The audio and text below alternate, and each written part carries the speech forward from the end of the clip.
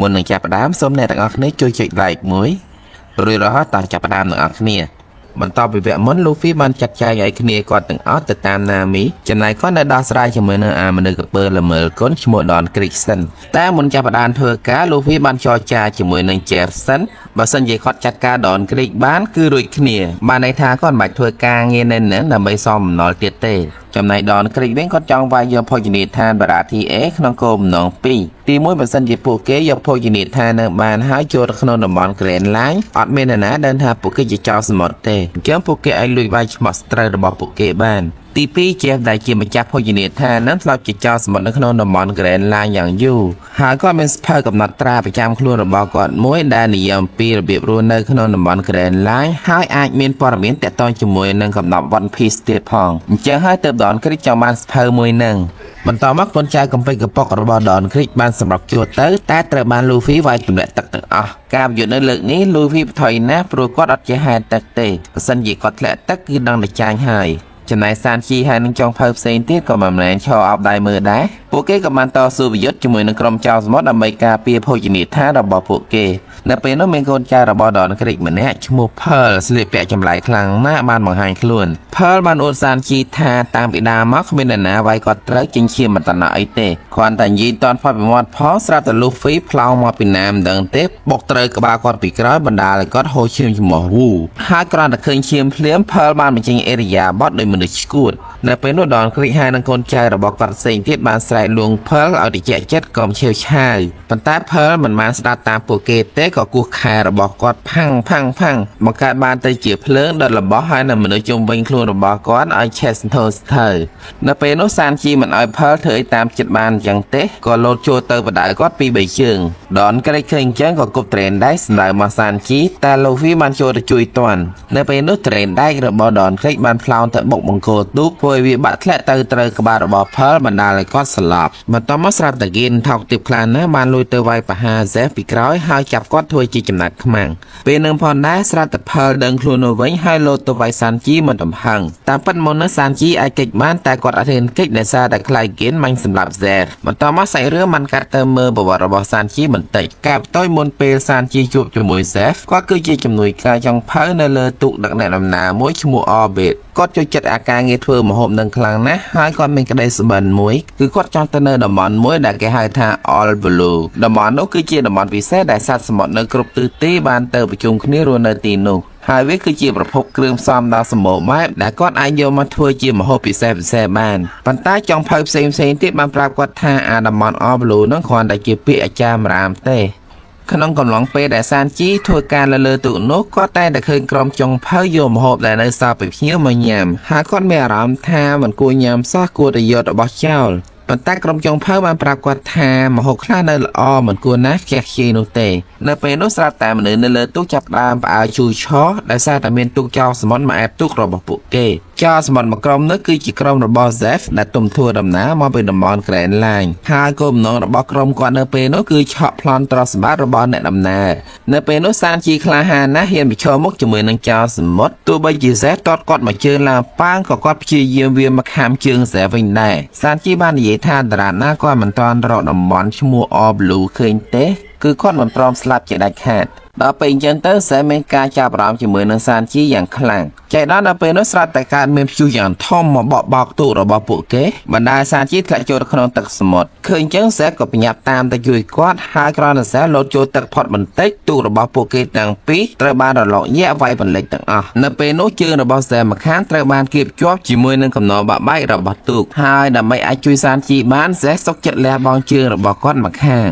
ក្រោយមកបន្ទាប់ពីសានជីដឹងខ្លួនវិញគាត់បានឃើញ Zeff អង្គុយបែរខ្នងដាក់គាត់ហើយនៅក្បែរគាត់មានបង្វិចតូចមួយដែលជាបង្វិចអាហារចំណែកនៅក្បែរ Zeff ក៏មានបង្វិចមួយដែរគ្រាន់តែធំជាងបង្វិចរបស់គាត់នៅពេលនោះសានជីបានតវ៉ាថាហេតុអីបានជា Zeff ចែកអាហារគាត់តិចម៉េះហើយ Zeff បានប្រាប់គាត់ថាមកពីមនុស្សធំត្រូវញ៉ាំច្រើនជាង បន្តមកសេះបានប្រាប់ឲ្យសានជីបែរទៅមើលទិសម្ខាងទៀតបើសិនជាមើលឃើញទូកចាំប្រាប់គាត់ពេលនោះពួកគេចាប់កែនៅលើដុំថ្មកណ្ដាលសមុទ្រនោះអស់ជាច្រើនថ្ងៃតែមិនឃើញទូកណាមួយបោះឆ្លងកាត់ទីនោះសោះចំណែកម្ហូបអាហាររបស់សានជីក៏អស់ផងដែរពេលនេះទើបសានជីយល់ហើយចេះស្ដាយម្ហូបអាហារដែលគាត់ចាក់ចោលច្រើនថ្ងៃកន្លងមកទៀតសានជីអត់មានអីញ៉ាំរហូតដល់ស្គមកំប្រឹងនៅពេលហ្នឹងគាត់ក៏បានទៅអើតហ្សេហ្វចង់ដឹងថាហ្សេហ្វយ៉ាងម៉េចហើយអ្វីដែលគាត់បានឃើញគឺហ្សេហ្វនៅរស់ទេប៉ុន្តែគាត់អត់បានប៉ះបវិចដែលនៅចិត្តគាត់សោះតើតាសានជីយកកវិតទៅវះបវិចនោះមើលទើបដឹងថានៅក្នុងបវិចនោះមិនមែនម្ហូបអាហារទេវាគឺជាទ្រព្យសម្បត្តិចំណែកម្ហូបអាហារហ្សេហ្វបានចែកឲ្យសានជីញ៉ាំទាំងអស់ហើយ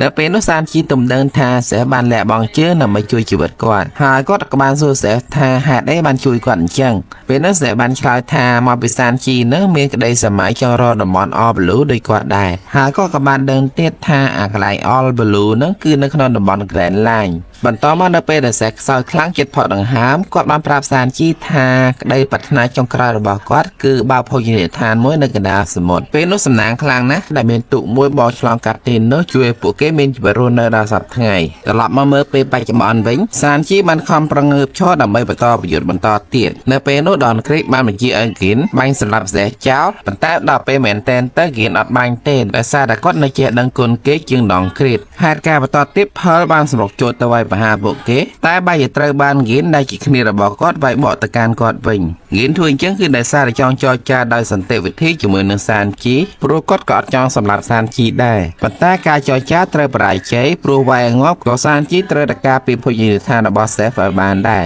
តទៅពេលអញ្ចឹងពួកគេអត់មានអីនិយាយគ្នាទៀតទេក៏ចូលដល់វគ្គវាយគ្នាវិញម្ដងការប្រយុទ្ធគ្នារវាងពួកគេទាំងពីរនាក់នៅពេលនោះមើលទៅដូចជាស្មារតីគ្នាមានទៅមានមកប៉ុន្តែដោយសារតែសានជីមានរបួសស្រាប់បន្ទាប់ពីវាយជាមួយផើលកាលពីលើកមុនធ្វើឲ្យគាត់ចាញ់ក្រោមដៃរបស់ហ្គីននៅពេលនោះហ្គីនមានឱកាសអាចសម្លាប់សានជីចោលបានតែគាត់មិនដាច់ចិត្តព្រោះសានជីធ្លាប់មានគុណលើគាត់ពេលឃើញអញ្ចឹងដនគ្រីកខឹងខ្លាំងណាស់ក៏ប្រកាសកាត់ការហ្គីនចោលឈប់ទទួលស្គាល់គាត់ថាជាសមាជិកក្រុមហើយគាត់បានត្រៀមប្រើផ្សែងពុលពិឃាតដើម្បីសម្លាប់មនុស្សនៅទីនោះចោលទាំងអស់លើកលែងតែកូនចៅរបស់គាត់ដែលមានម៉ាស់ការពារផ្សែងពុលម្នាក់មួយទុកតាមខ្លួនហ្គីនក៏មានម៉ាស់ការពារផ្សែងពុលមួយដែរតែដនគ្រីកមិនឲ្យគាត់ប្រើទេព្រោះគាត់លែងជាសមាជិកក្រុមទៀតហើយពេលនោះហ្គីនក៏សុខចិត្តទទួលទោសរំបោះម៉ាស់នោះចោលចូលទៅក្នុងទឹកបន្តមកនៅពេលដែលដនគ្រីកចាប់ផ្ដើមបាញ់ទ្របផ្សែងពុលពិឃាតលូហ្វីក៏បានប្រឡូតដែរទៅឆក់យកម៉ាស់ពីកូនចៅរបស់ដនគ្រីកបានពីរបោះទៅឲ្យហ្គីនហើយនឹងសានជីហើយនៅពេលដែលគាត់ចង់បែរទៅឆក់យកម៉ាស់មួយទៀតពាក់ខ្លួនឯងកូនចៅរបស់ដនគ្រីកបានលឹបទឹកបាត់អស់ធ្វើឲ្យលូហ្វីតរំរែមិនដឹងរត់ទៅណាទេប៉ុន្តែនៅពេលដែលដនគ្រីកបាញ់គ្រាប់ផ្សែងមកស្រាប់តែមានគេបោះម៉ាស់មួយឲ្យគាត់ជួយឲ្យគាត់រួចផុតពីផ្សែងពុលបន្តមកនៅពេលដែលផ្សែងពុលរសាត់បាត់ទៅអស់ទើបលូហ្វីដឹងថាអ្នកដែលបោះម៉ាស់ឲ្យគាត់គឺហ្គីនសុកចិត្តអត់ពាក់ម៉ាស់ខ្លួនឯងដើម្បីជួយលូហ្វីធ្វើឲ្យគាត់ត្រូវផ្សែងពុលដកដង្ហើមមកដល់គ្នាពេលនោះសេបានប្រាប់ឲ្យគេយកហ្គីនទៅកន្លែងខ្ពស់ដើម្បីស្រូបយកអុកស៊ីហ្សែនឲ្យបានច្រើនក្រែងអាចស្រោចស្រង់ជីវិតរបស់គាត់បានចំណែកលូហ្វីខឹងជាមួយនឹងដនគ្រីកដល់កំពូលហើយពេលនេះហើយក៏សម្រុកចូលទៅបដៅដនគ្រីកចេញដល់ពេលនោះដនគ្រីកខំប្រើអាវុធដែលមានចុងស្រួចបាញ់ទប់ផងហើយនឹងខែដែលមានបលាជុំវិញការពារខ្លួនផងតែលូហ្វីពិតជាខ្លាំងណាស់អាចវាយគាត់ដល់បន្ទាប់ពីត្រូវម្ដាយនោះហើយដនគ្រីកបានដេកសន្លប់អស់យ៉ាងយូរប៉ុន្តែតាមពិតគាត់ធ្វើពុតទេនៅពេលដែលលូហ្វីភ្លេចខ្លួនគាត់បានងើបឡើងមកវិញហើយប្រើអាវុធដ៏ខ្លាំងជាងគេរបស់គាត់គឺលំពែងផ្ទុះវាយប្រហារទៅលើលូហ្វីលំពែងនោះសាហាវណាស់ប៉ះអីផ្ទុះនឹងប៉ុន្តែនៅពេលប៉ះជាមួយលូហ្វីវាក៏ផ្ទុះផងដែរគ្រាន់តែមិនអាចសម្លាប់លូហ្វីបានប៉ុន្តែបណ្ណោះលូហ្វីពិតជាអស្ចារ្យខ្លាំងណាស់អាចបំផ្លាញលំពែងពិសេសរបស់ដនគ្រីកបានថែមទៀតផងបន្តមកទៀតដល់ពេលដែលលូហ្វីត្រូវវាយបកទៅលើដនគ្រីកវិញម្ដង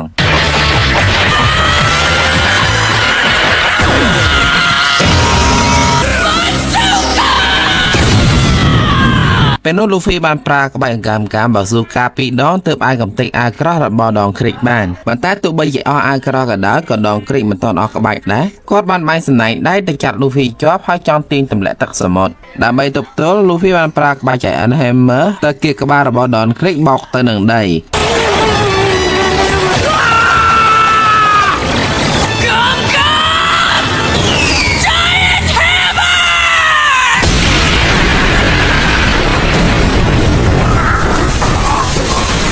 ត តពីបានចាត់ការដនគ្រិចហើយលូហ្វីក៏បានធ្លាក់ចូលទៅក្នុងទឹកផងដែរប៉ុន្តែគាត់មិនអីទេព្រោះសានជីបានមុជទឹកចូលទៅជួយគាត់តាន់ពេលសានជីស្រង់លូហ្វីឡើងមកដល់លើគោកគាត់ភ័យខ្លាំងណាស់ស្មានតែលូហ្វីស្លាប់បាត់ហើយតែមិនមែនទេតាមពិតលូហ្វីដេកលក់សោះអបកាច់យកខនតភ័យទីមផតអ្វីៗត្រូវបានចាប់សពគ្រប់ហើយហ្គីនមិនតាន់ស្លាប់ទេគាត់បានមកសែងដនគ្រីតត្រឡប់ទៅវិញប៉ុន្តែមុននឹងចាក់ចេញទៅហ្គីនបានប្រាប់សានជីថាពួកគេអាចនឹងជួបគ្នាម្ដងទៀតនៅ Grand Line ក្រោយមកពេលលូហ្វីភ្ញាក់ដឹងខ្លួនវិញគាត់អត់ភ្លេចអារឿងបបួលសានជីចូលក្រុមរបស់គាត់ទេពេលនោះសានជីក៏ចង់ទៅជាមួយលូហ្វីដែរតែគាត់នៅព្រួយបារម្ភពិសេសហើយនៅភោជនីយដ្ឋានបារ៉ាធីអេចំណែកសែវិញឃើញសានជីនៅជាមួយលូហ្វីសប្បាយចិត្តខ្លាំងណាស់អញ្ចឹងហើយក៏ប្រាប់សានជីឲ្យទៅតាមលូហ្វីដើម្បីសម្រេចក្តីស្រមៃសម្រាប់រឿងនេះផងដែរខ្ញុំសូមស្លេះត្រឹមប៉ុណ្ណេះសិនសូមអរគុណអ្នកទាំងអស់គ្នាដែលបានតាមដានទស្សនារឿងនេះជាមួយខ្ញុំបើសិនជាអ្នកទាំងអស់គ្នាយល់ថារឿងនេះល្អមើលឬក៏យ៉ាងណាសូមជួយ comment ប្រាប់ផងសូមអរគុណម្ដងទៀតនិងសូមជូនពរសុខភាពល្អអនាគតបវររុងរឿ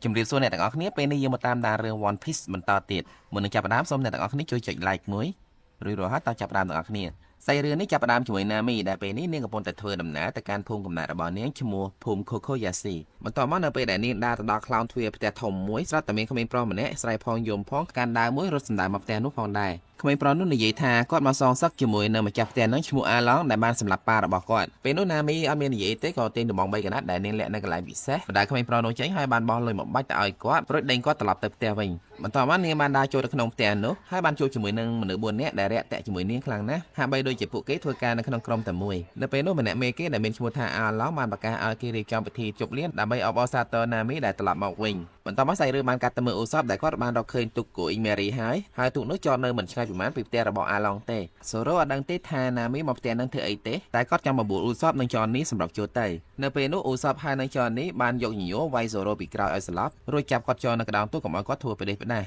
ពួកគេសុទ្ធតែដឹងថាអាឡង់ហើយនឹងកូនចៅរបស់គាត់សុទ្ធតែកាយឲ្យខ្លាំងណាស់មិនមែនជាតែសម្រាប់ចូលទៅតែប្រទេសតែផ្ដាស់ទេបន្ទាប់មកអូសបចង់បោះទូករបស់ពួកគេទៅចតនៅក្បែរទូកគូអ៊ីមេរីប៉ុន្តែពួកគេបានឃើញកូនចៅរបស់អាឡង់ពីរ3នាក់អង្គុយលេងនៅជិតនោះចំណែកកូនចៅរបស់អាឡង់ពេលឃើញទូករបស់ពួកគេក៏លោតចូលទឹកហែលមកមើលពេលនោះអ៊ូសាប់ហើយនឹងចននេះភ័យខ្លាចណាស់ក៏លោតទឹកហាគេចខ្លួនបាត់ទុកឲ្យសូរ៉ូនៅលើទូកតែម្នាក់ឯងបន្ទាប់មកពួកគេបានហាគេចខ្លួនទៅដល់ភូមិមួយឈ្មោះហ្គូសាតែផ្ទះនៅភូមិនោះសុទ្ធតែត្រូវបានគេគោះឲ្យផ្ងាជើងទាំងអស់ចននេះឮថាអាឡង់ទៅមកភូមិនឹងប្រហែលជា3អាទិត្យមុនទេអញ្ចឹងគ្មាននរណាផ្សេងទេមានតែក្រុមអាឡង់ជាអ្នកធ្វើឲ្យបន្ទាប់មកមិនដឹងថាចននេះបានឃើញអីទេស្រាប់តែប្រូចទៅចោលអ៊ូសាប់បាត់អ្វីដែលចននេះខ្លាចនៅពេលនោះគឺកូនចៅរបស់អាឡង់ក្រោយមកអ៊ូសាប់ក៏បានឃើញម្នាក់នោះហើយក៏ព្យាយាមរត់គេចផងដែរពេលនោះគាត់បានរត់ទៅជួបជាមួយនឹងក្មេងប្រុសម្នាក់ហើយនឹងនារីម្នាក់ឈ្មោះណូជីកូហើយដែលសារតែចង់ធ្វើជាវរៈបរោះកាលពីកុមារនិងស្ត្រីភេទទុនខ្សោយអ៊ូសាប់ក៏ត្រៀមប្រយុទ្ធជាមួយនឹងមនុស្សត្រីម្នាក់នោះប៉ុន្តែណូជីកូបែរជាដាក់គាត់មកញួរឲ្យស្លាប់ហើយឲ្យគាត់យកទៅលាក់ទុកមូលហេតុដែលភូមិនឹងត្រូវបានគេវាយកំទេចគឺដោយសារតែមានមនុស្សម្នាក់គាត់ហ៊ានងើបឈរប្រឆាំងជាមួយក្រុមរបស់អាឡង់ក្រុមរបស់អាឡង់មិនមែនពូជសាសមនុស្សទេពួកគេកើតមកគឺមនុស្សកាត់មួយឆាអញ្ចឹងមកអ្នកខ្លះកាត់ទៅមឹកអ្នកខ្លះកាត់ទៅត្រីអ្វីដែលសំខាន់គឺពួកគេមានកម្លាំងខ្លាំងហើយនៅមានសមត្ថភាពពិសេសច្រើនជាងមនុស្សការដែលពួកគេហ៊ានធ្វើបាបប្រជាជនតាមអំពើចិត្តអញ្ចឹងគឺដោយសារតែមានមេកម៉ារីនពុកអលុយម្នាក់ឈ្មោះនេសាមីជួយកាងពួកគេត្រឡប់ទៅមើលសូរ៉ូវិញពេលនេះគេបានបញ្ជូនគាត់ទៅជួបជាមួយនឹងអាឡង់ហើយដោយសារតែខ្លាចអាឡង់សម្លាប់សូរ៉ូណាមីបានចូលខ្លួនមកដោះស្រាយជាមួយនឹងសូរ៉ូដោយផ្ទាល់នាងប្រាប់សូរ៉ូថានាងគឺជាសមាជិកចៅសមុទ្រនៅក្នុងក្រុមរបស់អាឡង់ហើយនាងដើរជាមួយនឹងក្រុមរបស់សូរ៉ូកន្លងមកគឺដើម្បីបោកពួកគេប្រើតែប៉ុណ្ណោះពេលនោះសូរ៉ូអត់ជឿនាងទេក៏លោតចូលទៅក្នុងទឹកទាំងដៃចោលចំណងចង់ដឹងថាណាមីជួយគាត់អត់ហើយច្បាស់ណាស់ណាមីមិនអោយសូរ៉ូលងទឹកស្លាប់ទេក៏លោតចូលទៅជួយគាត់ពេលស្រង់សូរ៉ូឡើងមកលើគោកវិញហើយណាមីបានវាយគាត់ប្រមាណដៃហើយប្រាប់អាឡង់ថាទុកសូរ៉ូឲ្យនាងចាត់ការដោយផ្ទាល់នៅពេលនោះផងដែរស្រាប់តែមានកូនចៅរបស់អាឡង់ម្នាក់រត់មកប្រាប់ថាសូរ៉ូមិនមែនមកតែម្នាក់ឯងទេមានគ្នារបស់គាត់ដែលមានចំហវែងម្នាក់មកជាមួយផងដែរហើយនៅពេលនេះម្នាក់នឹងរត់ទៅភូមិ Kokoyashi បាត់ហើយពេលលើអញ្ចឹងអាឡង់ក៏សម្រេចចិត្តធ្វើដំណើរទៅកាន់ភូមិ Kokoyashi ព្រោះគាត់ក៏មានការងារធ្វើនៅទីនោះផងដែរបន្ទាប់មកមិនយូរប៉ុន្មានក្រុមរបស់អាឡង់បានធ្វើដំណើរទៅដល់ភូមិ Kokoyashi នៅទីនោះអាឡង់បានរករឿងបរិយម្នាក់ដែលលួចលាក់អាវុធមិនឲ្យគាត់ដឹងហើយនៅពេលនោះគាត់ចង់សម្លាប់បរិយម្នាក់នោះដើម្បីកុំឲ្យអ្នកផ្សេងទៀតយកតម្រាប់តាមស្នាណាដែលអ៊ូសាប់ប្រាជំពាបបាញ់ទៅជួយគាត់តាន់ធ្វើឲ្យអាឡង់ខឹងជាមួយនឹងអ៊ូសាប់ខ្លាំងណាស់ក៏កំតិចទេដែលអ៊ូសាប់ឈរពីលើនឹងប៉ុន្តែនៅពេលនោះធ្វើឲ្យអ៊ូសាប់អត់តាន់បានទេត្រឡប់ទៅមើលសូរ៉ូបន្តិចវិញពេលអាឡង់ចេញពីផ្ទះណាមីបានទៅជួយរំដោះគាត់ហើយប្រាប់គាត់ឲ្យចាក់ចេញជាបញ្ញាប់ បន្ទាប់មកណាមីបានធ្វើដំណើរទៅគ្រប់ភ្នំរបស់នាងដែលនៅទីនោះនាងបានជួបជាមួយនឹងណូជីកូដែលជាបងស្រីរបស់នាងផងដែរតាមរយៈការសន្ទនារបស់ពួកគេនៅពេលនោះយើងដឹងថាណាមីចង់សំលុយចំនួន100លានបែរីដើម្បីរំដោះភូមិខូខូយ៉ាស៊ីចេញពីការត្រួតត្រារបស់អាឡុងធ្លាប់សន្យាជាមួយណាមីថាបើសិនជានាងយកលុយចំនួនប៉ុណ្ណឹងឲ្យគាត់គឺគាត់ចូលធ្វើបាបប្រជាជននៅភូមិខូខូយ៉ាស៊ីទៀតហើយពេលនេះណាមីរកបានចិត្តគ្រប់ចំនួនហើយខ្វះតែ7លានទៀតទេត្រឡប់ទៅមើលសូរ៉ូបន្តិចវិញពេលគាត់រួចពីចំណងគាត់បានទៅវាយកូនចៅរបស់អាឡុងដេកឡើងរៀបពេញផ្ទះបន្ទាប់មកគាត់បានឃើញកូនចៅរបស់អាឡុងម្នាក់ដែលមានរូបរាងដូចមឹកឈ្មោះហាឈីកំពុងតែស្ទូចត្រីលេងនៅក្រៅផ្ទះហើយហាឈីនោះស្មានថាសូរ៉ូជាភ្ញៀវមករកអាឡុងក៏មានចិត្តល្អជួយជូនសូរ៉ូទៅកាន់ភូមិខូខូយ៉ាស៊ីព្រោះគាត់ដឹងថាអាឡុងនៅទីនោះបន្ទាប់មកសាច់រឿងបានកាត់ទៅមើលក្រុមរបស់លូហ្វីដែលកំពុងតែធ្វើដំណើរទៅតាមរកណាមីនៅតាមផ្លូវសានជីបានធ្វើម្ហូបយ៉ាងឈ្ងុយឆ្ងាញ់ដើម្បីឲ្យគ្នាគាត់ញ៉ាំហើយនៅពេលនោះក្លិនម្ហូបរបស់គាត់បានតាក់ទាញគោសមុទ្រយ៉ាងធំមកក្បាលឲ្យហែមកតាមគ្រាន់តែដឹងថាគោសមុទ្រនឹងចង់ទៅដើរម្ហូបញ៉ាំលូហ្វីក៏បានសុតវាម្ដាយហើយសានជីក៏ថែមវា2ជើងទៀតបន្ទាប់មកចាប់វាឲ្យជួយអូតូដើម្បីឆាប់បានទៅដល់គោលដៅត្រឡប់មកមើលអាឡុងវិញពេលគាត់មកដល់ផ្ទះគាត់បានឃើញកូនចៅរបស់គាត់ត្រូវបានសូរ៉ូវាយឲ្យដេករនុករណែលបន្តិចក្រោយមកមានកូនចៅរបស់គាត់ម្នាក់ដែលមានមាត់ដូចសេះសមុទ្រឈ្មោះឈូចាប់អ៊ូសបបានហើយក៏នាំអ៊ូសបទៅកាន់ទីនោះពេលនោះពួកគេមាននឹងកាត់ចំហរបស់អ៊ូសបទៅហើយតែបានណាមីចូលទៅតាន់ហើយដើម្បីជួយអ៊ូសបបានណាមីធ្វើជាឈ្លោះទាស់តែងគ្នាជាមួយនឹងអ៊ូសបរហូតដល់ចុងក្រោយនាងធ្វើជាសម្លាប់គាត់ទម្លាក់ទឹកថែមទៀតផងការសម្ដែងរបស់ពួកគេទាំងពីរនាក់នៅពេលនោះដូចខ្លាំងណាស់ធ្វើឲ្យក្រុមរបស់អាឡុងជឿទាំងស្រុងតែពេលនោះចននីដែលមើលឃើញពីក្រៅលបងក៏ជឿផងដែរថាណាមីបានសម្លាប់អ៊ូសបចោលបាត់ហើយត្រឡប់ទៅមើលក្រុមរបស់លូហ្វីវិញពេលនេះកូសមុទ្របានអូសពួកគេមកដល់គោលដៅហើយប៉ុន្តែមិននឹងហេតុអីទេវាបានហែទៅបុកច្រាំងបណ្ដាលទូករបស់លូហ្វីផ្លោងឡើងទៅលើដូចជាហោះពេលទូកធ្លាក់ចុះមកវិញចៃដន្យខ្លាំងណាស់ពួកគេបានជួបជាមួយនឹងសូរ៉ូបន្ទាប់ពីចុះចតបានសុវត្ថិភាពទាំងអស់គ្នាហើយចននេះក៏បានដើរទៅជួបពួកគេហើយប្រាប់ថាណាមីបានសម្លាប់អ៊ូសបបាត់ហើយលឺអញ្ចឹងលូហ្វីរន្ធត់ចិត្តណាស់ហើយគាត់អត់ជឿថាណាមីហ៊ានធ្វើដល់ថ្នាក់នឹងទេពេលនោះណាមីក៏បានដើរទៅដល់ទីនោះផងដែរហើយនាងបានប្រាប់ពួកគេថាវាជាការពិតដែលនាងសម្លាប់អ៊ូសបនាងនិយាយទៀតថាការដែលនាងរាប់អានជាមួយពួកគេគឺដើម្បីគេងយកតែផលចំណេញតែប៉ុណ្ណោះតាមពិតនាងនិយាយចឹងគឺដើម្បីឲ្យក្រុមរបស់លូហ្វីអស់ចិត្តពីនាងហើយនាំគ្នាចាក់ចេញពីភូមិហ្នឹងដោយសារតែនាងអត់ចង់ឃើញពួកគេមានគ្រោះថ្នាក់ពេលហ្នឹងលូហ្វីវល់អស់ហើយមិនចង់ទៅណាទេក៏ដេកនៅទីនោះមួយកន្លែងចំណែកណាមីវិញមិនដឹងនិយាយមិនឲ្យលូហ្វីយល់ទេនាងខឹងខ្លាំងណាស់ក៏រត់ត្រឡប់ទៅវិញ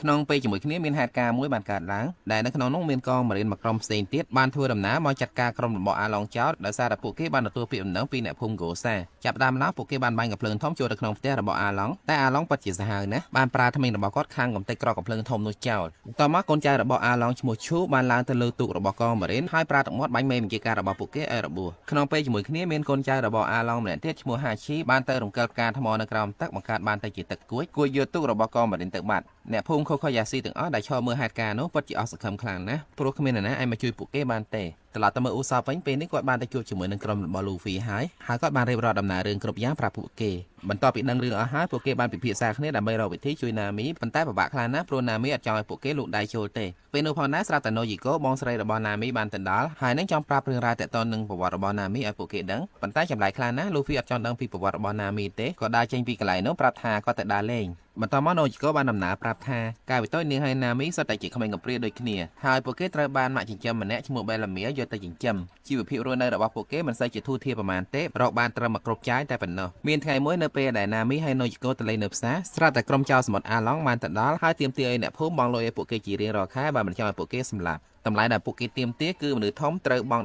100000បែរីចំណែកក្មេងៗត្រូវបង់50000បែរីនៅពេលនោះអត់មាននរណាគេម្នាក់ហ៊ានតវ៉ាជាមួយពួកគេទេក៏ព្រមបង់លុយឲ្យពួកគេតាមសម្រួលបន្ទាប់មកនៅពេលដែលក្រុមចៅសមុទ្ររៀបចំត្រឡប់ទៅវិញពួកគេបានឃើញផ្សែងហុយចេញពីផ្ទះមួយដែលមិនទាន់បានបង់លុយហើយក៏ធ្វើដំណើរទៅកាន់ទីនោះផ្ទះនោះគឺជាផ្ទះរបស់បេឡាមៀដែលជាម្ដាយចិញ្ចឹមរបស់ណាមីហើយណូជីកូពេលពួកគេទៅដល់បេឡាមៀបានស្វាគមន៍អាឡុងជាមួយនឹងកំភ្លើងវែងម្ដងសោកចូលក្នុងមាត់របស់គាត់សូមបញ្ជាក់បន្តិចថាបេឡាមៀក៏ធ្លាប់ជាកងម៉ារីនម្នាក់ដែរប៉ុន្តែអាឡុងមានថ្មិញខ្លាំងណាស់អាចខាំកំទេចកំភ្លើងរបស់បេឡាមៀពេលនោះអាឡុងបានជន់បំមាក់ដៃរបស់បេឡាមៀកុំឲ្យចេះតែហ៊ានហើយកេនសាដែលជានគរបាលភូមិបានចូលមកជួយគាត់ប្រាប់បេឡាមៀឲ្យបង់លុយទៅអាឡុងទៅដើម្បីកុំឲ្យអាឡុងសម្លាប់នាងចោលសម្រាប់គ្រួសាររបស់នាងបើគិតទាំងក្មេងៗ2នាក់ទៀតគឺត្រូវបង់20000ប៉ុន្តែនៅពេលនោះបេឡាមៀមានលុយតែ100,000មិនគ្រប់បង់ឲ្យគេទេដល់ពេលអញ្ចឹងទៅនាងក៏សម្រេចចិត្តបង់ជួយក្មេងៗអត់បង់ឲ្យខ្លួនឯងនៅទីបំផុតអាឡុងក៏សម្លាប់បេឡាមៀចោលដើម្បីធ្វើជាឧទាហរណ៍ដល់អ្នកផ្សេងទៀតបន្តមកទៀតកូនចៅរបស់អាឡុងបានរកឃើញផែនទីមួយនៅក្នុងកប៉ាល់របស់បេឡាមៀដែលផែនទីនោះគឺណាមីជាអ្នកគូហើយដោយសារតែទឹកដៃរបស់ណាមីល្អអាឡុងក៏ចាប់នាងទៅធ្វើការឲ្យគាត់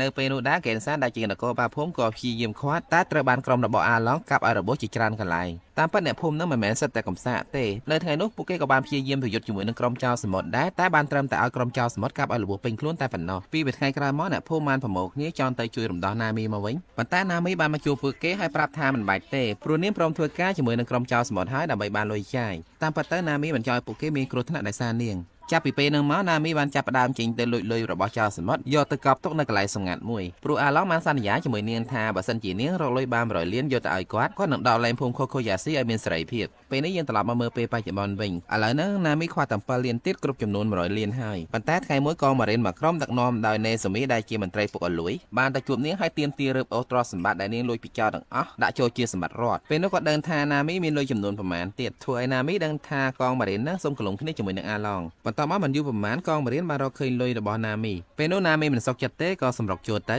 តែត្រូវបាននេសូមីទាញកំភ្លើងបាញ់គ្រាន់តែការបាញ់នោះមិនចំណាមីទេគឺត្រូវចំណូយីកូដែលចូលមករងគ្រាប់ជំនួសនាងបន្ទាប់មកណាមីបានបញ្ញាប់នាំណូយីកូទៅជួបពេទ្យភូមិហើយចៃដានលូហ្វីក៏អង្គុយលេងនៅក្បែរនោះផងដែរពេលបានឃើញណាមីលូហ្វីបានចូលទៅសួរនាងថាមានអីឲ្យគាត់ជួយអត់ប៉ុន្តែណាមីខឹងជាមួយលូហ្វីណាដែលអាចព្រមនាំគ្នាចាក់ចេញពីភូមិនឹងទៀតក្រោយមកទៀតណាមីបានរត់ទៅរកអាឡុងដើម្បីជំរះបញ្ជីគ្នាប៉ុន្តែធ្វើឲ្យអាឡុងអត់បានទេបានត្រឹមតែឲ្យគេសើចចំអកនាងតែប៉ុណ្ណោះស្របពេលជាមួយគ្នានោះអ្នកភូមិបានដឹងរឿងរ៉ាវរបស់ណាមីទាំងអស់ហើយពួកគេយល់ថាវាជារឿងអយុត្តិធម៌ខ្លាំងណាស់សម្រាប់ណាមីក៏ប្រមូលគ្នាទៅជំរះបញ្ជីជាមួយអាឡុងផងដែរនៅពេលនោះណាមីបានត្រឡប់មកវិញទាន់ហើយនឹងខំប្រឹងលេងទឹកមុខធ្វើដូចធម្មតាដោយអត់មានរឿងអីកើតឡើងអញ្ចឹងនាងប្រាប់ពួកគេថាលុយប៉ុណ្ណឹងមិនច្រើនទេតែបន្តិចទៀតនាងរកបានមកវិញហើយដល់ពេលពួកគេអត់ស្ដាប់ណាមីក៏ទាញកំបិតគំរាមពួកគេថែមទៀតប៉ុន្តែទោះបីជាធ្វើអញ្ចឹងក៏ដោយក៏នៅតែអត់ប្រយោជន៍ដដែលព្រោះអ្នកភូមិមានកំហឹងពុះកញ្ជ្រោដល់កហើយពេលនេះបន្ទាប់ពីអ្នកភូមិចេញទៅរកអាឡុងអស់ណាមីពិតជាទាត់តម្រេះណាស់មិនដឹងថាត្រូវជួយពួកគេយ៉ាងម៉េចទេពេលនោះនាងពិតជាខឹងអាឡុងណាស់ក៏ដកកំបិតយកមកចាក់សាក់រូប logo របស់អាឡុងដែលសាក់ជាប់នៅលើស្មារបស់នាងពេលឃើញអញ្ចឹងលូហ្វីក៏ជួយចាប់ខាត់ព្រោះគាត់មានអារម្មណ៍ថាឈឺចាប់ជំនួសណាមីខ្លាំងណាស់ហើយពេលនោះហើយដែលណាមីសំពឹងឲ្យលូហ្វីជួយនាងផង